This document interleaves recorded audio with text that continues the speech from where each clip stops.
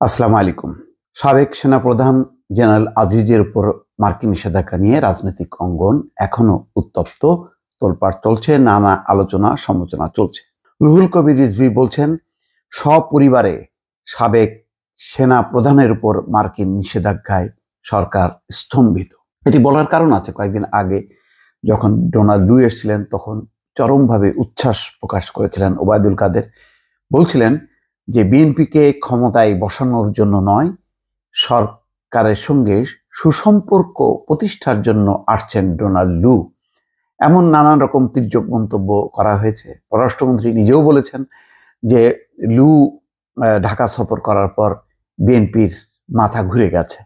এমন সব মন্তব্য করা হচ্ছে, অর্থাৎ বলা হচ্ছে যে মার্কিন যুক্তরাষ্ট্র এখন আর বিএনপির পাশে নেই। নির্বাচন, মানবাধিকার, এই সমস্ত বিষয় নিয়ে তাদের এখন কোনো বক্তব্য নেই। তাদের এখন একটাই দায়িত্ব বা তারা যেটা লক্ষ্য সেটা হচ্ছে সরকারের সঙ্গে কিভাবে সম্পর্ক উন্নয়ন করা যায়। তো তারপর এক সপ্তাহ মধ্যেই যে নিষেধাজ্ঞা দেওয়া হয়েছে তাতে ওবায়দুল কাদের নিজেই বলেছেন যে আসলেন সম্পর্ক উন্নয়নের জন্য, যেতে না যেতেই দিলেন নিষেধাজ্ঞা। তো এটি ডোনাল্ড লুকে উদ্দেশ্য করেই তিনি বলেছেন। তো সেই প্রসঙ্গেই হয়তো রিজভী বলছেন যে ক্ষমতাসীন আওয়ামী লীগ স্তম্ভিত হয়ে গেছে।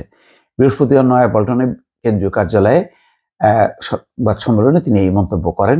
রিজভী বলেন, প্রাইম মিনিস্টার ম্যান খ্যাত বাংলাদেশের সাবেক সেনা প্রধানের উপর মার্কিন যুক্তরাষ্ট্রের পররাষ্ট্র দপ্তরের দেওয়া স্যাংশনে সরকারের লোকেরা বিমূঢ় ও স্তম্ভিত হয়ে গেছে। যে সেনাপ্রধান জেনারেল আজিজ গণতান্ত্রিক আন্দোলনে অংশগ্রহণরত নেতা কর্মীদের প্রতি ইঙ্গিত করে বলেছিলেন, বিজিবির সবই লিথাল অস্ত্র, প্রাণঘাতী অস্ত্র, কেউ আক্রমণ করলে জীবন বাঁচাতে গুলি করতে পারে। পক্ষান্তরে তিনি আন্দোলনরত নেতা কর্মীদের উপর গুলির নির্দেশ দিয়েছিলেন। একই কথা বলেছিলেন পুলিশের প্রধান বেনজির আহমেদ। তিনি বলেন, পৃথিবীর সকল সভ্য ও গণতান্ত্রিক দেশে কোনো আধা সামরিক সংগঠনের প্রধান এই ধরনের বক্তব্য রেখেছেন বলে আমাদের জানা নেই।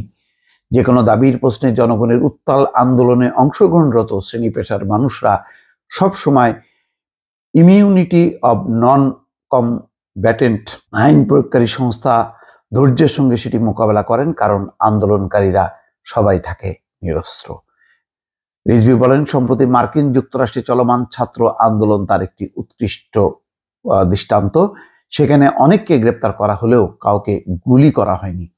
ক্ষমতাশালী লোকের পক্ষে যে ব্যক্তি অপকর্ম করে সেই ব্যক্তির ভয়াবহ অপকর্মকে ঢাকতে পারে না রাষ্ট্রের প্রধান ক্ষমতাশালী ব্যক্তি।